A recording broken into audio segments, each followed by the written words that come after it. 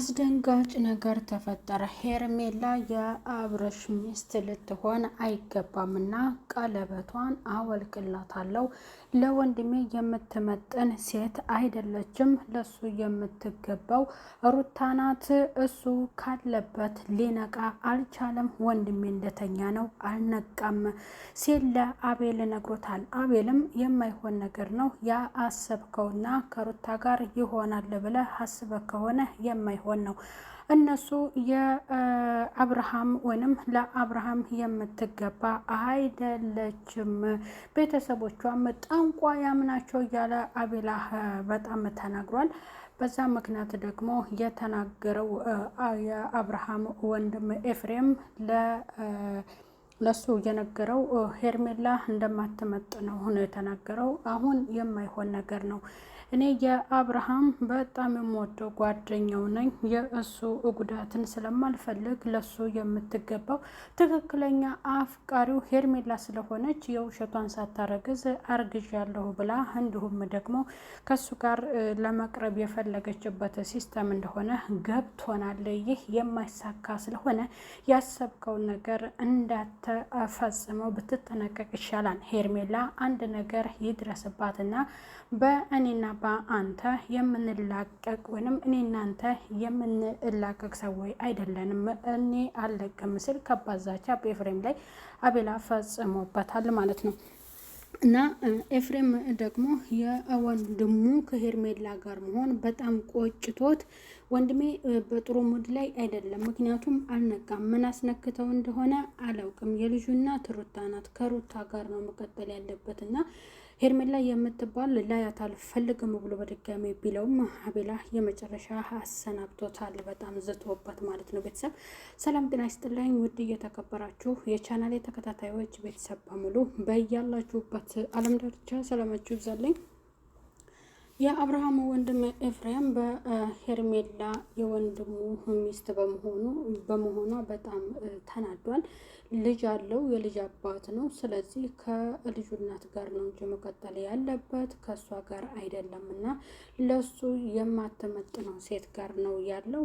ወንድሜ በደህናው አይደለም፣ የሆነ ነገር ማናክቶታል እያለ በጣም በቁጭት ነበረ የተናገረው። ያ ደግሞ የማይሆንና የማይዘልቅ እንደሆነ የገዛ የአብርሃም ጓደኛው አቤላ ነግሮታል። ሄርሜላ ጋር በቃ ያሰብኩት ሁልጊዜ የተመኘሁት ሀሳቤን የተፈጸመልኝና ያ ደግሞ በቃ ለአብርሃም ያለኝ መቀራረብ ለአብርሃም ያለኝ በጣም ጥልቅ ጓደኝነት ስለሆነ እኔ ወንድሜ ማለት ነው አብርሃም። ስለዚህ ለሱ የምመኝለት ምንጊዜም ጥሩና መልካም ህይወት ነው እያለ ነው የተናገረው። በእነሱ ጋር ደግሞ አብሯቸው የሚሳተፉትና ከሩታም ጋር የሆኑ እንግዲህ ብዙ ቪዲዮዎችን ሊሰሩ የቻሉት ዳኒና ቤቴም በእነሱ ምክንያት አሉ።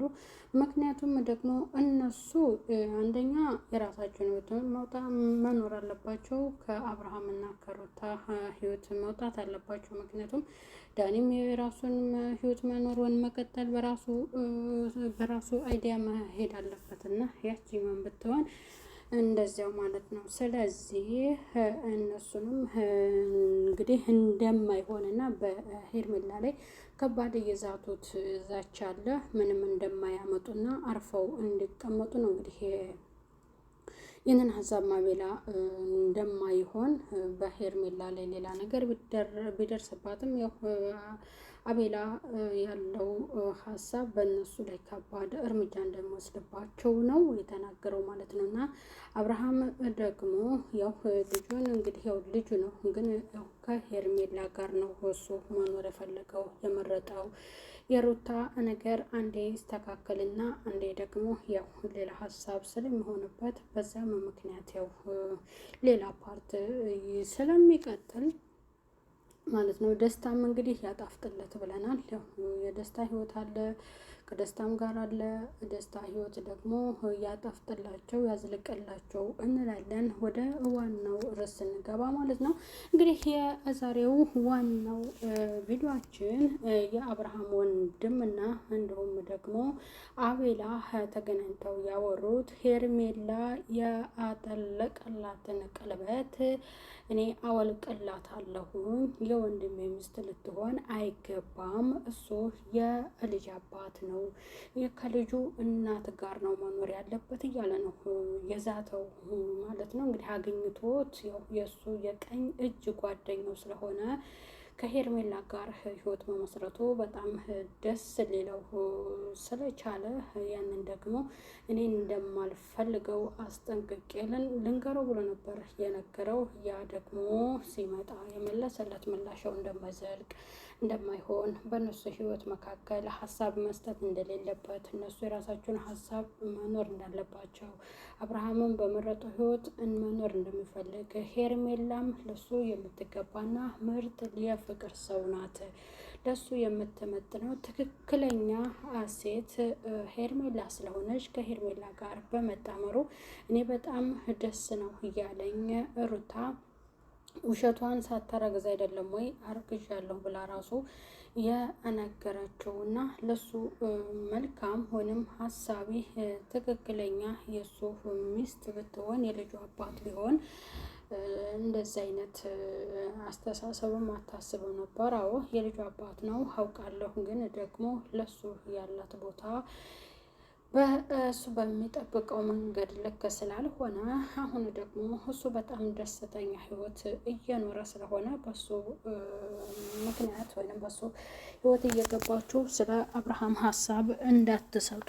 ማንኛችሁም ሄርሜላም ጋር አንድ ሰው መጥቶ በእሷ መዙሪያ ሊያስፈራራትና ሊዝቱባት አንድም ሰው እንዳይችል ብሎ እነኛም ዳኒና እነ ቤቲ ስላሉ ለነሱም እንግዲህ የሚወስደውን እርምጃ ይወስዳል ማለት ነው አቤላ እና ያው እንግዲህ ህይወታቸውን ያጣፍጥላቸው።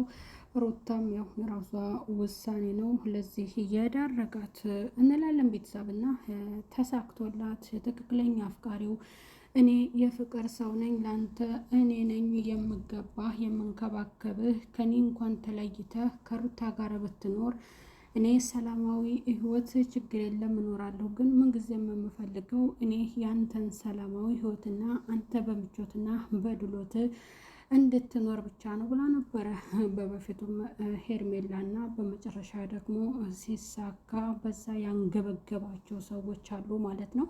እንግዲህ ሩታ ምንም አይደረግም፣ ያው ልጅ አባቷ ነው፣ መጥፎን አትመኝም ማለት ነው።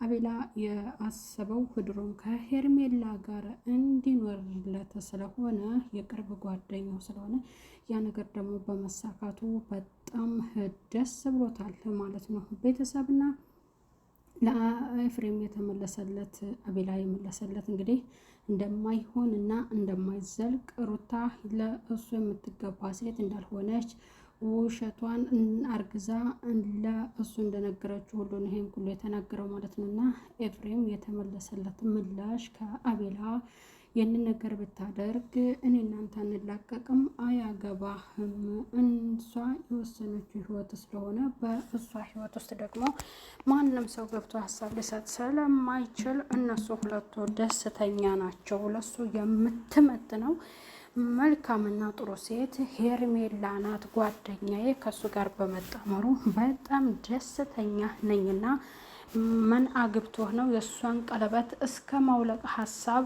ልትፈጽም እየቻልከው አደርገውና እኔ እናንተ አንላቀቅም ሲል ከባድ ዛቻ እንግዲህ ዝቶበትና ታደረግህ ሌላ ነገር ይፈጠራል ብሎ አስጠንቅቆታል ማለት ነው። ቤተሰብ ቀጠብ ሌላ ቪዲዮ እስከምንገናኝ በያላችሁበት ሰላም ቆዩ ቤተሰብ። ባይ ባይ።